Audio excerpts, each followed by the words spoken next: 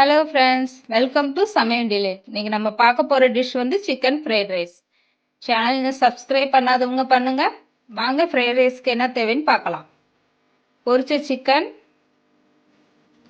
Vegetables என்னன்னு பார்த்துடலாம். Carrot, beans, வெங்காயம், கோஸ் நல்லா பொடிசாக கட் பண்ணிக்கோங்க. 3 முட்டை, தேவையான அளவு உப்பு, மிளகுத்தூள், சோயா சாஸ், எண்ணெய், அரிசி. இந்த மாதிரி அரிசியை வந்து ஊற வச்சிருங்க. அவ்வளோதான் ஃப்ரெண்ட்ஸ், தேவையான பொருட்கள். ஒரு பாத்திரத்தில் தண்ணியை காய வச்சிருங்க. தண்ணி வந்து நல்லா சூடாகணும். இந்த மாதிரி அரிசி வடிகட்டிடலாம். ஒரு 2 ஸ்பூன் அளவு எண்ணெய் ஊற்றிக்கிடலாம். சாதம் வந்து அப்போ தான் ஒன்றோட ஒன்று ஒட்டாமல் வரும் நம்மளுக்கு உதிரியா. அரிசி அதில் சேர்த்துடலாம். 20 நிமிஷம் வந்து நான் அரிசியை வந்து நல்லா ஊற வச்சுருக்கேன். நீங்கள் முதல்ல ஊற வச்சிடணும். அப்போ தான் அரிசி வந்து உடையாமல் நம்மளுக்கு ஒரு ஃப்ரைட் ரைஸ்க்கு. 15லேருந்து 20 நிமிஷம் நீங்கள் ஊற வச்சிங்கன்னா போதும். தேவையான அளவு உப்பு சேர்த்துடலாம்.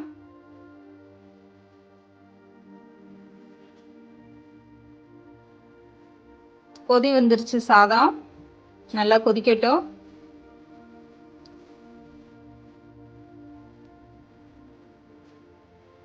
கிண்டி பாருங்க, இன்னும் அரிசியாக தான் இருக்கு.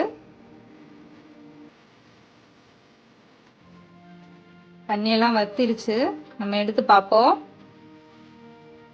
பாருங்க, கையில் நசுக்கி பாருங்க. இந்த மாதிரி முழுசாக குழஞ்ச மாதிரி இருக்கக்கூடாது. ஒரு 90% வந்து அரிசி வெந்திருக்கணும்.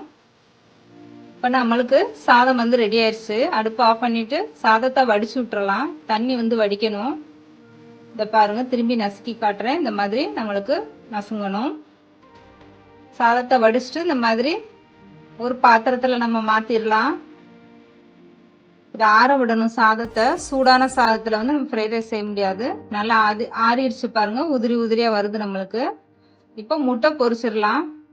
முட்டைக்கு தேவையான எண்ணெய் ஊற்றிட்டு 3 முட்டை எடுத்திருக்கேன் நான். உங்களுக்கு எத்தனை முட்டை வேணுமோ போட்டுக்கோங்க. 3 முட்டையை சேர்த்துடலாம். முட்டைக்கு வந்து நம்ம வெறும் உப்பு மட்டும் தான் சேர்க்க போகிறோம், வேற எதுவும் சேர்க்க போகிறதில்ல.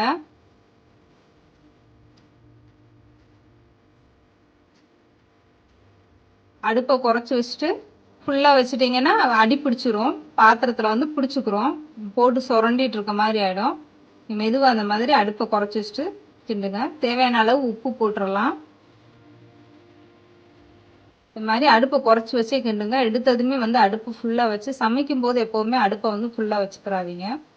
இந்த தாளிக்கிற ஐட்டம்லாம் இருக்கும்போது அடுப்பை வந்து பாதியில் குறைச்சிட்டு செஞ்சீங்கன்னா நல்லாயிருக்கும். நம்மளுக்கு நல்லாவும் வதங்கும், அடி பிடிக்காமே வரும்.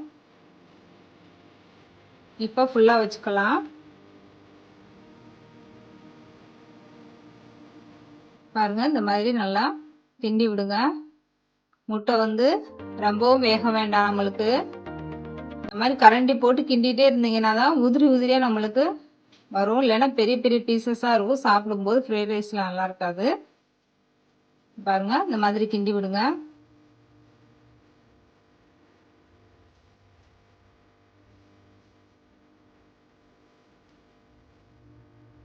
கரண்டி வச்சு இப்படி கொத்தி விட்டுட்டுருங்க. அப்போ தான் சின்ன சின்ன பீசஸாக இருக்கும். இப்போ நம்மளுக்கு முட்டை ரெடி ஆயிடுச்சு பாருங்க. இந்த மாதிரி கொத்தி விட்டுட்டு மாற்றிடலாம். ஃப்ரைட் ரைஸ் இப்போ செய்ய ஆரம்பிங்க.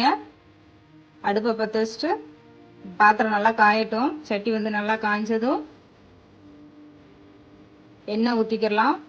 ஒரு 4லேருந்து 5 ஸ்பூன் எண்ணெய் ஊற்றினா போதும். ரொம்ப ஆயில் வந்து வேண்டாம். இப்போ வெங்காயம் போட்டுடலாம். வெங்காயம் ஒவ்வொரு காயாக சேர்த்துடலாம். இப்போ பீன்ஸு, அடுத்து கேரட் சேர்த்துடலாம். வதக்கி விடுங்க. நம்ம தண்ணி எதுவும் சேர்க்கக்கூடாது. காய் வந்து இந்த எண்ணெயிலே வதங்கட்டும். ரொம்ப எண்ணெயாக இருந்தாலும் நல்லா இருக்காது. தண்ணி ஊற்றி வேக வச்சிடாதீங்க. லேஸ் பீஸாக கட் பண்ணிக்கிட்டிங்கன்னா தான் இந்த வெஜிடபிள்ஸ் எல்லாம் பாதி வெந்தும் வேகாமல் இருக்கல நம்ம ஃப்ரைட் ரைஸ் சாப்பிடல நல்லா இருக்கும். டேஸ்ட்டாக கடை டேஸ்ட்டு நம்மளுக்கு கிடைக்கும். அப்போ தான் ஒருத்தர் வந்து வெஜிடபிள்ஸை ரொம்ப வேக விட்டுருவாங்க, அது வந்து நல்லா இருக்காது. இந்த மாதிரி வதக்கி விடுங்க.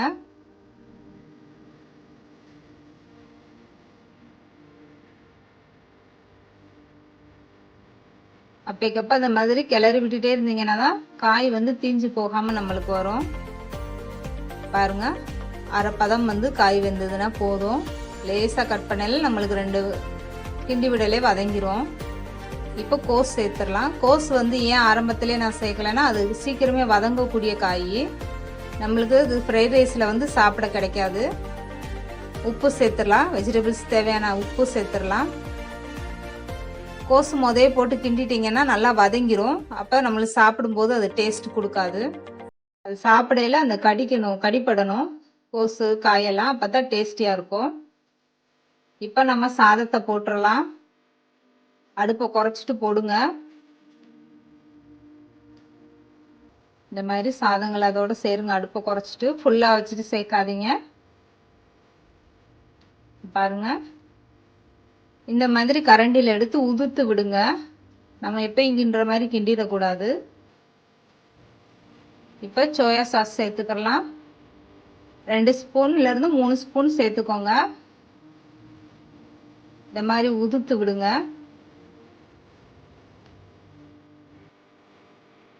அடுப்பை குறைச்சி வச்சு சாதத்தை இந்த மாதிரி உதிர்த்து விடுங்க. இந்த மாதிரி சட்டி எடுத்து குலுக்கி விடுங்க சாதத்தை. ரொம்ப கரண்டி போடக்கூடாது. கரண்டி போட்டோன்னா சாதம் உடஞ்சிட்டு வந்துடும். பாருங்க, இந்த மாதிரியே தான் நீங்கள் கிண்டி விடணும். இன்னும் கொஞ்சம் சாதம் சேர்த்துக்கலாம். இந்த மாதிரி ஈவனாக கிண்டி விடுங்க. எல்லாம் மிக்ஸ் ஆகட்டும் ஒன்றோட ஒன்றா.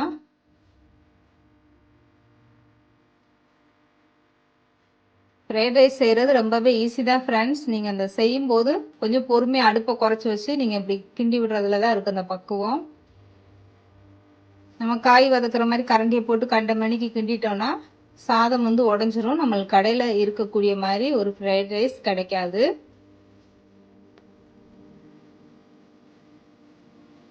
இப்போ மிளகுத்தூள் சேர்த்துடலாம். 2 ஸ்பூன் மிளகு போட்டிருக்கேன். நீங்கள் வேண்டாம் கம்மியாக சேர்க்கலாம்னு சேர்த்துக்கலாம், உங்கள் விருப்பம்தான். சிக்கன் பீசஸ் அதில் சேர்த்துருவோம். நீங்கள் எண்ணெயில் போட்டு பொரிச்சுக்கிட்டாலும் சரி, சட்டியில் கொஞ்சம் எண்ணெய் ஊற்றி வதக்கி எடுத்து வச்சுக்கிட்டிங்கனாலும் சரி, முட்டையும் சேர்த்துக்கலாம். சிக்கன் பீசஸை வந்து பிச்சு சின்ன சின்ன பீசஸாக எடுத்து வச்சுக்கணும். முழு சிக்கன் பீஸாக போடக்கூடாது. இந்த மாதிரி கரண்டி வச்சு கிண்டி விடுங்க. பொறுமையாக கிண்டி விடுங்க. அடுப்பு குறைச்சே தான் நம்ம வச்சுருக்கோம்.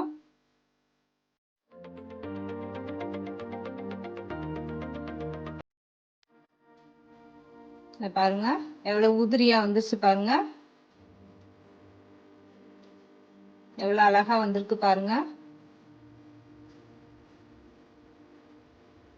இந்த மாதிரி எடுக்கல நம்மளுக்கு ஒன்றோட ஒன்றா ஒட்டவே இல்லை. பாருங்க எவ்வளோ அழகாக வந்திருக்குன்னு உதிரியாக.